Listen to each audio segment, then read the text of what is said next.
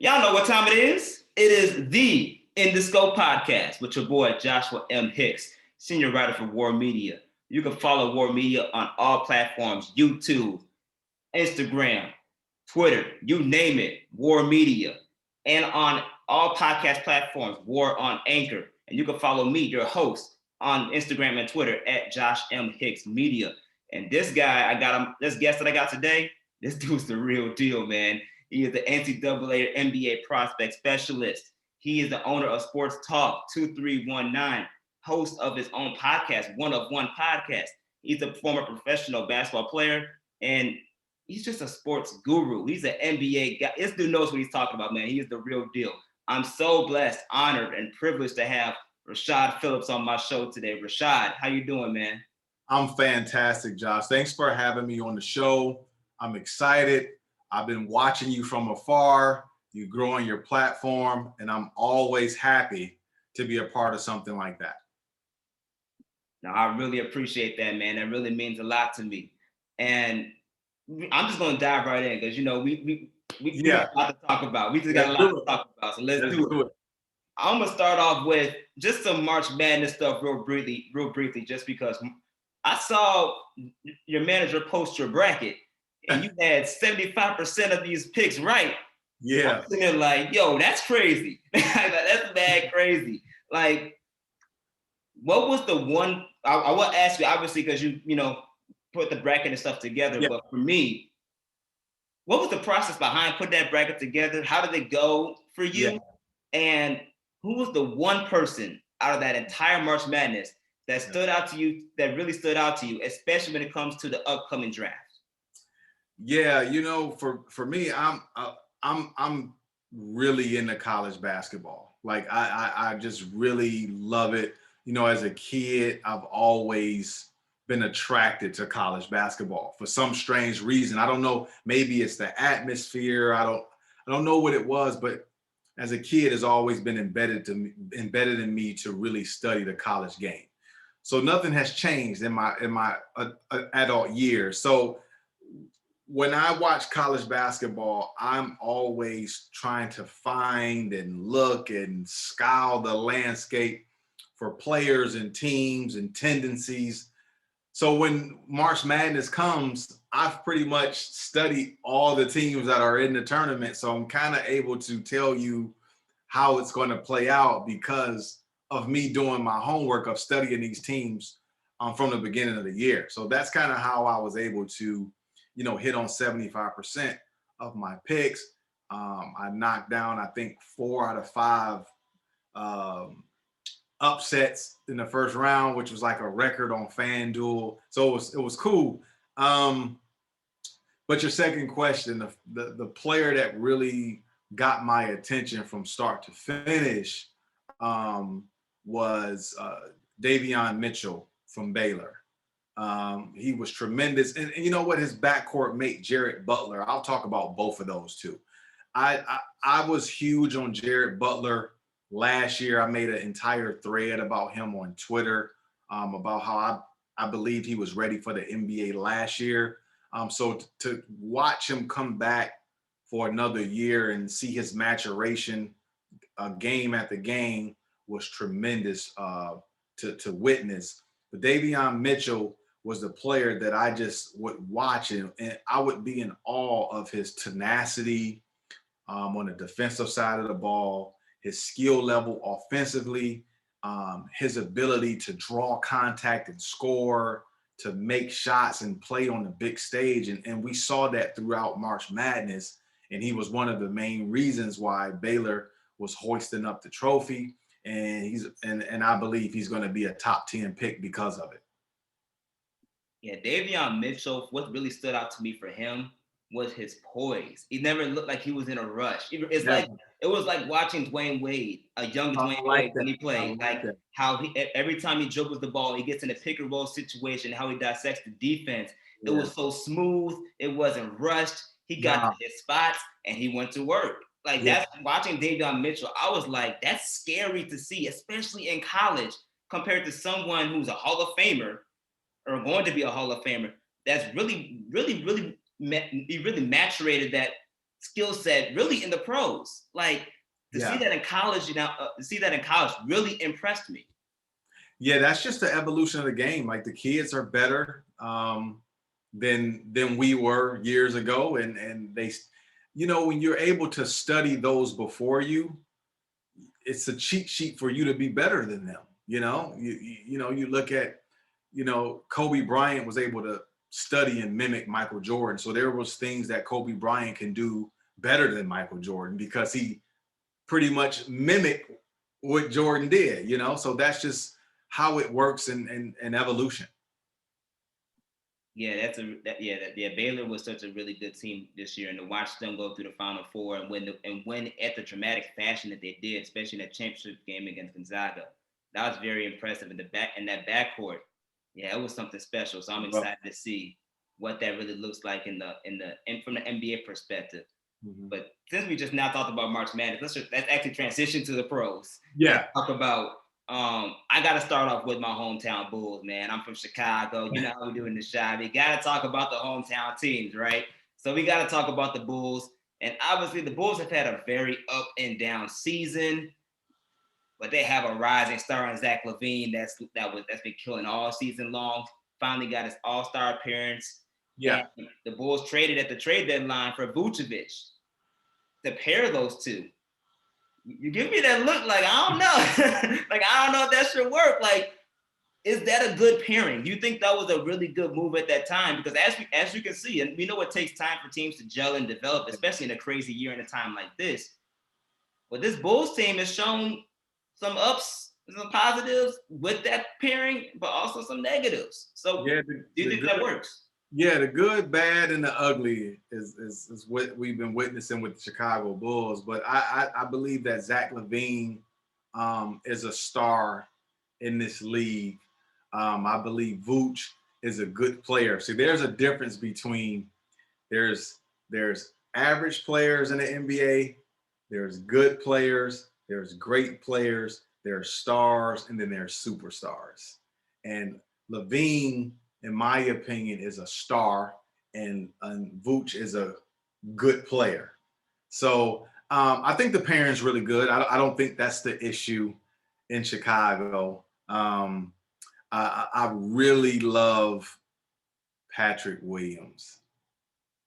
That's my favorite player on the team is Patrick Williams. So you guys got, you hit on the draft with Patrick Williams. So I'm happy that he's on the team.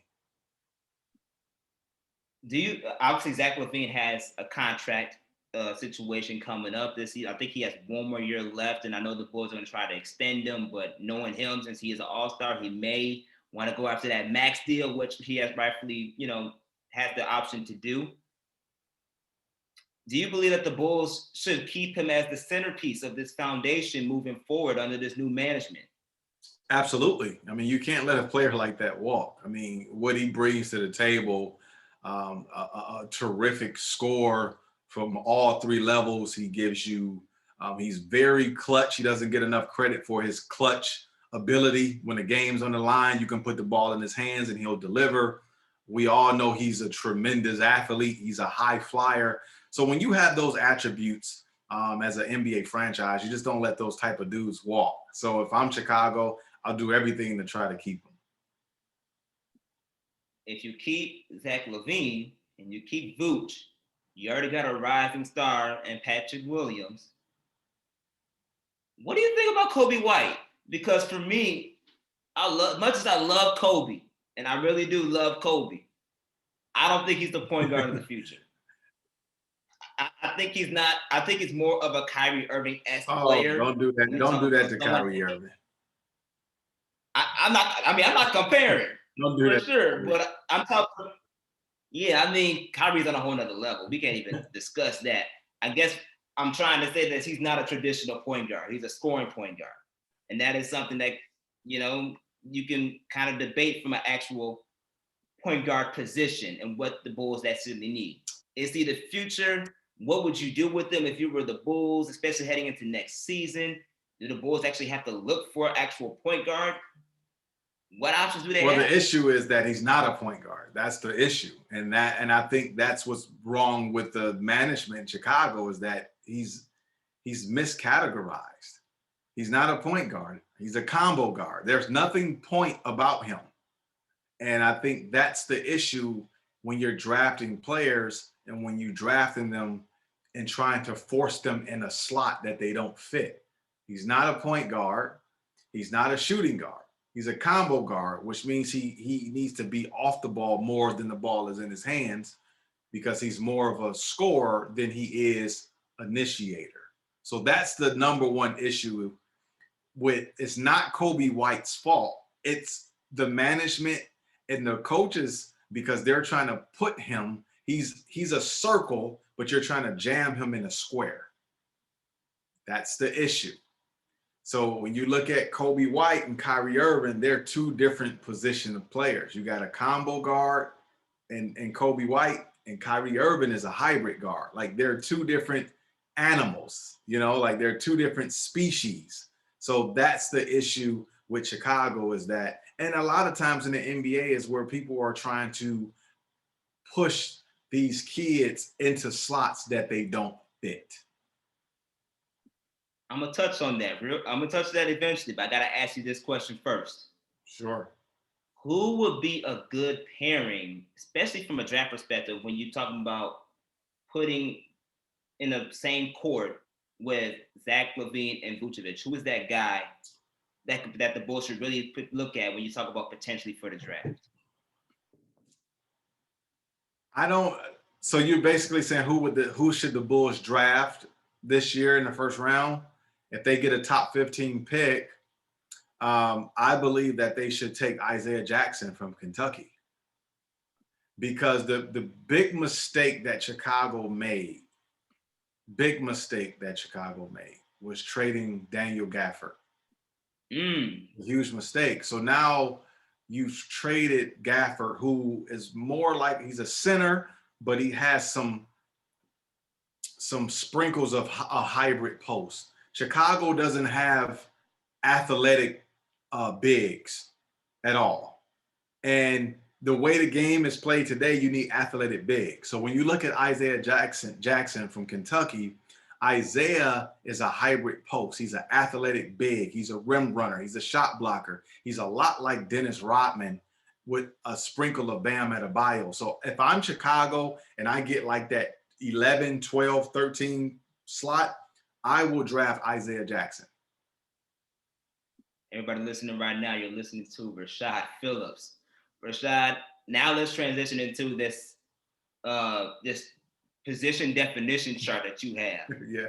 Because it's very, very, very detailed. You go from each position, traditional guard, point guard, hybrid guard, combo guard, shooting guard, small forward, dual forward, stretch big, hybrid post, power forward, center, and even point center. You have a lot of positions listed out here, but like you mentioned, it caters to each individual skill sets. How are you able to come up with this type of chart? Like, what really inspired you to come up with this type of chart? And why do you feel like most managements and front offices need to really utilize this chart, especially when it comes to the scouting process? I'm gonna use myself. I'm gonna use my own story. A lot of times, again, when I played, they were trying to peg me as a point guard. And back then, point guards, the society's definition of point guard back then was you got to be able to facilitate, pass, get out the way, facilitate, pass, don't score too much, pass, facilitate. And that's not what I was. I was a hybrid guard. I was more of a player that could facilitate, but I was more of a offensive disruptor.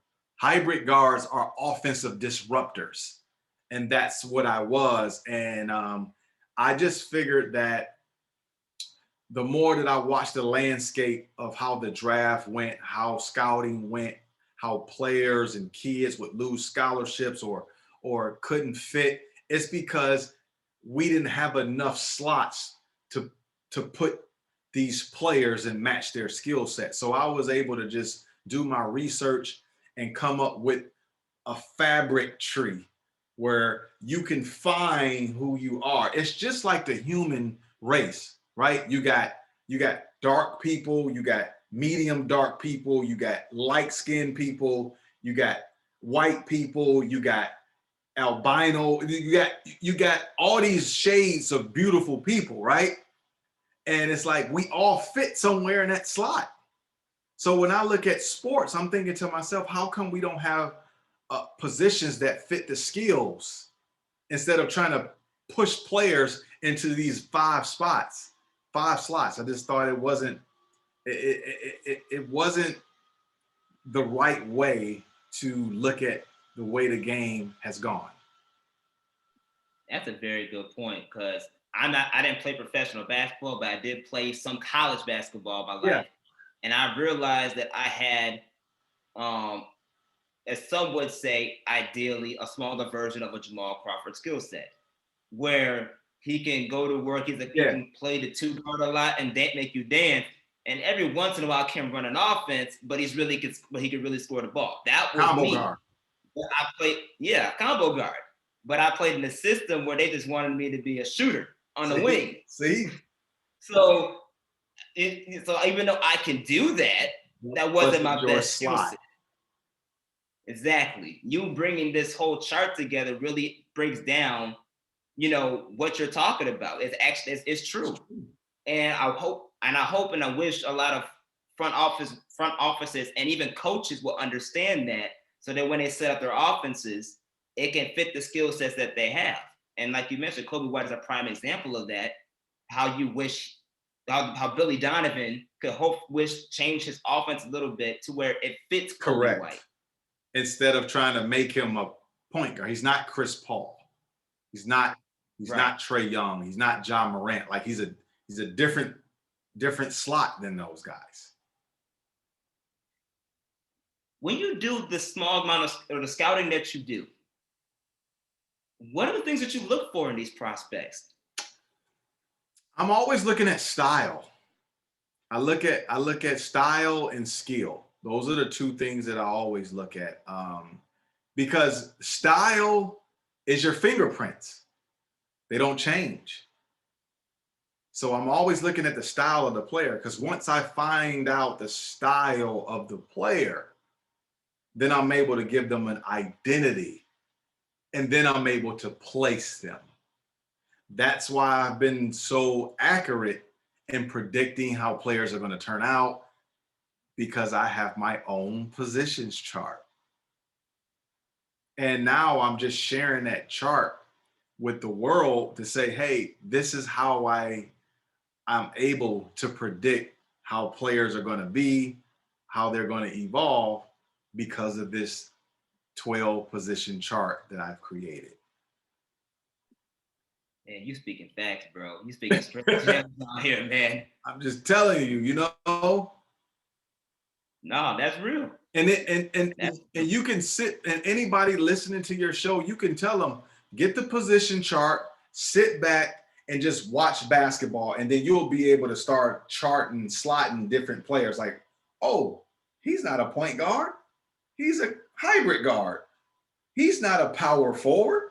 He's a hybrid post. You'll be able to start taking players out of the slots that you had them mentally, because society tells you that Kobe White is a point guard. That's what TV tells you. Society tells you that. But when you watch him play, there's nothing point guard about him. Yeah, that's true, man. That's true. You are speaking absolute facts. But I want to transition to a real point guard. I want to point guard and CP3. I got to talk about Chris Paul, because what he's doing in Phoenix and what he's done with every team that he's been on, like, this is incredible. And they just now bringing this man's name into the MVP conversation. Like, dude could have been an MVP. He could have been MVP last year. Exactly. Like, what, as someone that can relate to Chris Paul, the impact that he has and what his skill set brings to the table, why is he so underappreciated every time? That's a great question, but it's an easy answer for me. professional sports, they have a hard time of giving monumental awards to smaller players. The professional sports do not like to put small players on pedestals. Professional sports, they like to put the tall, unearthly, mythic player on the pedestal, because professional sports, you're supposed to be not normal. So to wrap a small person in gold and give them awards is untraditional. And this is why Chris Paul has never won the MVP, because professional sports do not like to highlight people of that stature. So you'll get people to say, oh, Steph Curry won MVP. Steph Curry got an MVP. Steph Curry's not small. I've stood next to Steph Curry.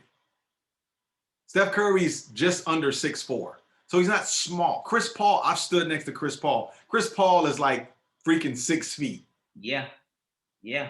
He's small, and people say, oh, Steve Nash won it and all that. People want to move the goalposts, but not really address what the issue is.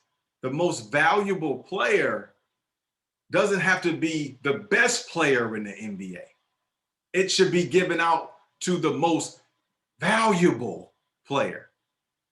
Chris Paul is the most valuable NBA player today in the league. He's more valuable than any player that you could name. Maybe LeBron James could be in there. Yeah. But other than that, there's not other valuable players that can match with Chris Paul, and his history shows it. Yeah, that's really tough, and in a very interesting perspective on that, because even for someone you mentioned with like LeBron James, yeah, he's valuable, and there have been times we probably could have had at least 1 or 2 more MVPs on his roster. Yeah, and he hasn't gotten those when he rightfully deserved them. Right, but he's already won 4. True, very true. Paul has 0. That's true. And I told you why he has 0. Yeah. Because he's small. So it's safe to say then that nowadays the league itself doesn't know what it means to have value. They don't know what valuable means. They don't care about value. It's about popularity and stats. The MVP trophy is given out to popularity and stats. And Chris Paul doesn't have neither. Yeah. He doesn't have the popularity and he doesn't have the stats. So therefore, they have a way to exclude him and give the MVP trophy to another player. It's like, it's right here in plain sight. It's like, I don't understand how people are not seeing what I'm saying, because it's right in plain sight. Like, I'm not creating a narrative. The story is right there for you to look at. Everybody continues to say, oh, well, the Suns were 8-0 in the bubble. They were going to go to the playoffs. The Suns were so bad that they went undefeated in the bubble and still didn't make the playoffs. So the 8-0 doesn't mean anything. It doesn't mean anything because they didn't go 8-0 before the pandemic. We took a hiatus. We took 3 or 4 months off, and they came back to the AAU tournament and won 8 games. And all of a sudden, people saying, "Oh, they would have done that this year." That's baloney. That's true. You speaking facts on that. You speaking facts on that. Then I want to get your viewpoints as far as, obviously we know who your MVP is. So I want to do my own version of Rashad Phillips award show, right? I want to see, in your opinion, who deserves the award at the season's end today, right? Mm-hmm. Defensive Player of the Year. Just Ben Simmons talk. I would say Ben Simmons. And why? Because I believe that Ben Simmons can defend multiple positions. he has, if you watch him, he shuts the top, he takes on the top offensive players night in, night out. He gives them rough nights. I don't care about what the all that PER and all that stuff. That stuff, it makes you get away from watching the game. I believe Ben Simmons is the defensive player of the year. Rookie of the year. Oh, it's LaMelo Ball. Thank you. That's all I. Thank you. That's all I got to say. I've been hearing the Anthony Edwards talk, and I'm like, no, stop it. He's playing well, but come on, let's not be foolish. Exactly. I mean, LaMelo literally turned around a franchise in a year where the Hornets are making the playoffs this year. Chris Paul, the Charlotte Hornets. You just say he's the Chris Paul of the Charlotte Hornets? Chris Paul, the Charlotte Hornets. Oh, yes. He went there, and the team automatically went to the win column. Yeah. That's true. Hands down. No argument about that at all. Sixth man of the year. That's a great question. I don't know. I'm thinking about no. Terry Rozier starts, right? So no. Yeah. I would. That's a great question. I'm trying to think.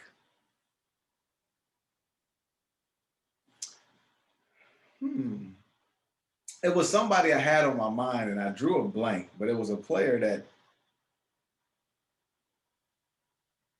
Oh, we got to come back to that one. I don't know. I gotta think about that one. That's a great one though. Like I had it in my head earlier, what I thought about, and I was just talking about the player, and I was like, he could win Sixth Man of the Year this year, and it's like I drew a blank. But we're going to come back to that one. You got to hit me on Twitter so I can give you that name. I got you. I'll definitely do that for sure.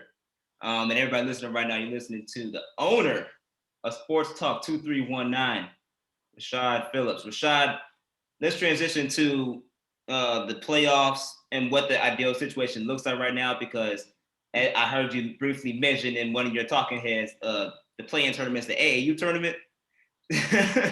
Yeah. So we got that again this year, obviously.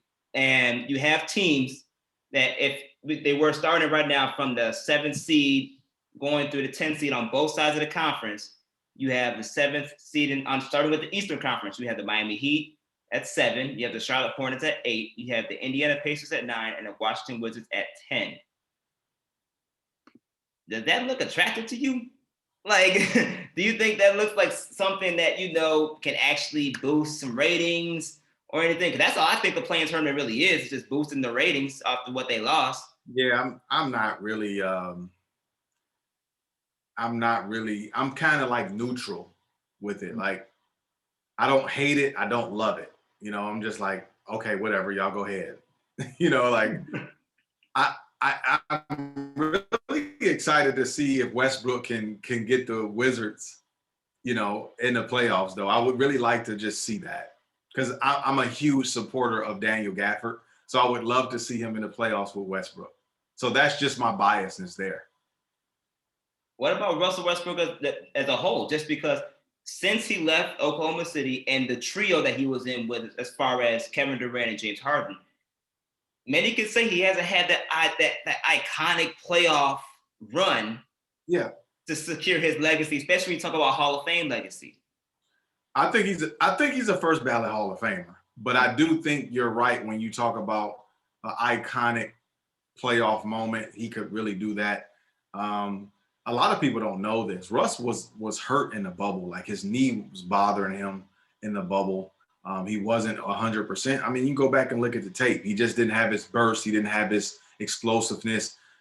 He's back healthy now. So I just, Russell Westbrook has always been one of my favorite players. I'll never waver from that. So I'm really pulling for him. But he's a first ballot Hall of Famer. Could he go down as potentially this generation's Allen Iverson? Yeah. He's a bigger version of Allen Iverson. So, yeah, I would say yes. Okay. Cool. I hope Russell Westbrook makes a deep run, especially since he's paired with Bradley Beal. And Yeah, Bradley Beal is a nasty dude, man. he nasty. I would like to see, like, Miami's kind of boring. Like, I love Bam Adebayo, but their team is just really boring. Yeah. I don't want to see the Pacers. They're boring. I love Edmund Sumner, one of my favorite players in the league, and I love Sabonis, but Indiana as a whole, they're just boring and methodical. I'm interested to see how that's going to go, for sure. Transitioning to the Western Conference, though, it's much more intriguing and much more interesting. You have currently right now Portland that's at 7, Memphis that's at 8, Golden State at 9, and the Spurs at 10. Yeah. That's way more interesting to me. You're talking about you're seeing Steph Curry against the Spurs, which is, that's nice. But you talking about Dame Dollar against Ja Morant. That's a point guard duo that's pretty interesting to me. I view Ja Morant as potentially another Westbrook. When you talk about his explosiveness, what he can do, and how he can get to the rim, as well as making others better. And then you got Dame Dollar, who's just a stone cold killer. Like he's a hybrid guard. Yeah, stone cold. He's a disruptor. Yeah, for sure. So, what are your thoughts on potentially seeing those matchups coming to fruition if the playoffs were starting today? Yeah, I don't really care about the Golden State San Antonio. Like, I don't really care about that. I would like to see Portland, Memphis. I want Memphis to win. And I love Damian Lillard to death, but I'm a Ja Morant supporter, and I want to see that kid in the playoffs. And I'm glad you mentioned Ja Morant, just because for me, I think the NBA is, like you mentioned, they're big on narratives, right? The unsung hero narrative, when you talk about coming from a small college to becoming big time in the pros, is so underrated and underappreciated to me. And it doesn't get enough coverage. Ja Morant, coming from Murray State, top 2 pick and really killing in the league. Damian Lillard, coming from Weber State, killing it in the league. And now he's taking Portland to new heights. I feel like those stories never get enough coverage and never enough exposure per se, just because it doesn't fit the ideal NBA narrative where you go to a big time NCAA college, you become a top 1 or 2 pick, you lead your team to championships. Like, I think they deserve as much credit and notoriety as they should. So I'm glad that they're able to play against each other if it was to start today, because they both deserve it. And like you mentioned, you support them. I support both of those players, and I support those franchises. And I hope they get the notoriety that we need, and utilizing our platforms to do so, because they're making a huge impact in this game, and it's going unnoticed every year. Yeah, I'm pulling for Memphis.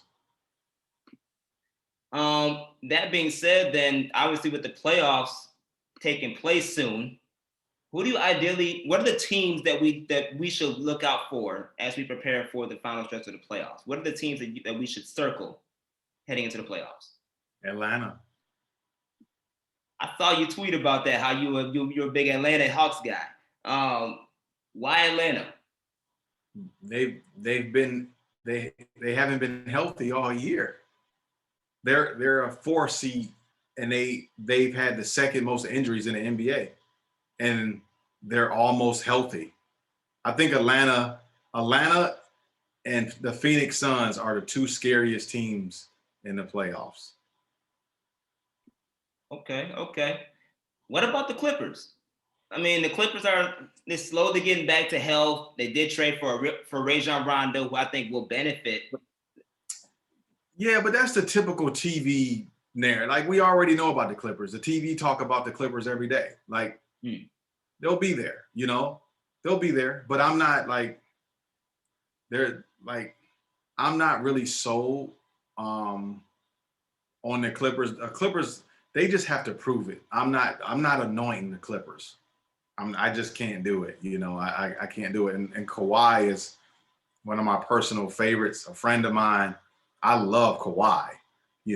He's not the issue. I love Coach Lue. I love Coach Phillips. But I just think as a whole, I don't know yet. So the jury's out on the Clippers. So that I believe Phoenix and the Hawks are the 2 most scary teams in the playoffs.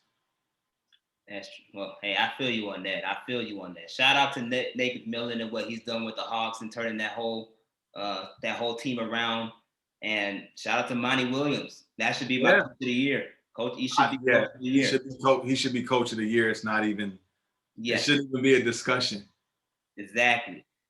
Now I want to transition to a more personal side of you. I want to find out, how did you start Sports Talk 2319? Um, you know, when I went to college, I got my degree in communications and liberal arts. So I've always wanted to be like a broadcaster analyst. I went to college for it, so this is something that has been in the workings, um, for over 20 years. I've always had the urge to really speak on the game, and educate.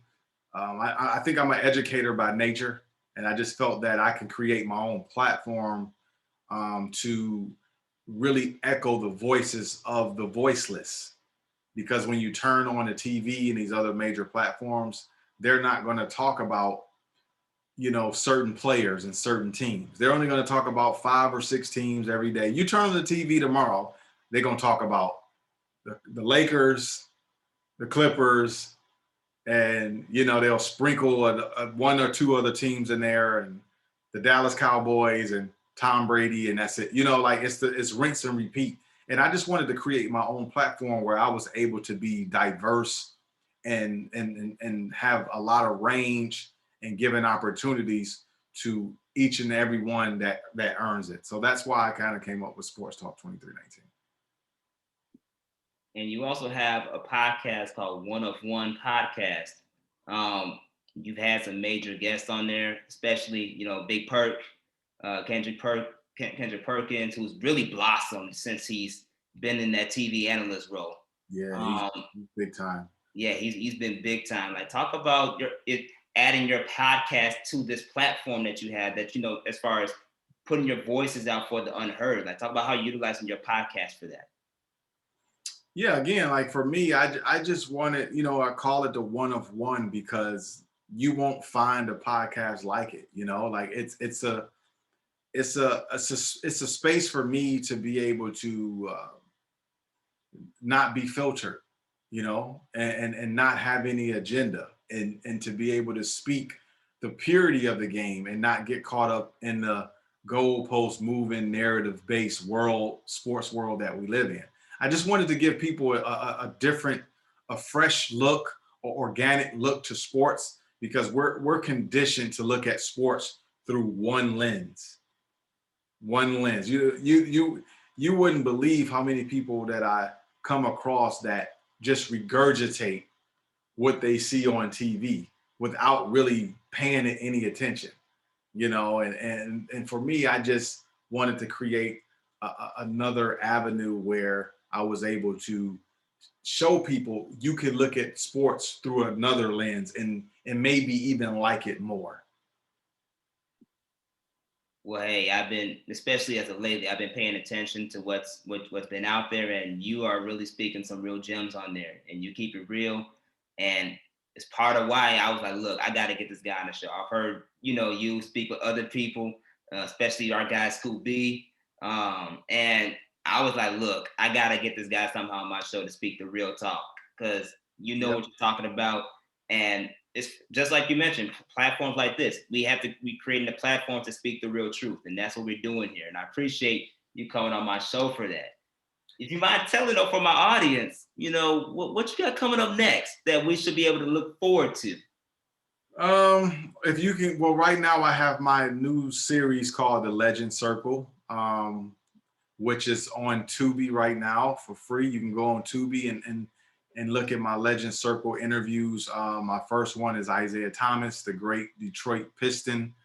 I got Chris Webber coming up, my sit-down interview with Chris Webber. I have a sit-down interview with Chauncey Phillips. I have a sit-down with Antonio Gates, and the list goes on. So that's what I have, you can look forward to down the line. Also, I'll be having my first pre-draft show will be coming out next month, where I'll be breaking down different draft picks, with my positions manual breaking down the Cade Cunninghams and the Evan Mobleys and the Suggs and all those kids. I'll be breaking them down on my show, giving everybody a different look on how to scout and predict their success for later on down the line. We'll definitely be on the lookout for that for real. What's a good outlet for people to check out your work, your Twitter handle, things that sort of, so that way our audience can follow the work that you're doing? Yeah, you can follow me on Twitter, RP3Natural. You can follow me on Instagram, Rashad Phillips 2319, or you can go to my website, which is sportstalk2319.com. And everybody listening to me right now, obviously as your host, you can just a reminder, you can follow me on Twitter and Instagram at Joshua M. Hicks Media. And you can also follow War Media on all platforms, YouTube, Instagram, Twitter at War Media, and all podcast platforms, War on Anchor. And check out our website as well, weareregalradio.com. We have a lot of great things coming your way. And Rashad, man, it's been an honor. It's been a privilege. Thank you so much for coming on my show and speaking that real talk. I really appreciate it. No, I appreciate you, Josh, for having me on your show, man. I'm excited, to see what the future holds for you. Keep being brave. Keep speaking what you see. Don't never shy away from the truth. Most definitely, man. Hopefully down the line, especially with this draft stuff coming on, maybe we can get you back on board to talk some of this draft talk. And, I look forward to keeping in touch with you for real. I really appreciate it. Sounds good. Talk soon. Will do.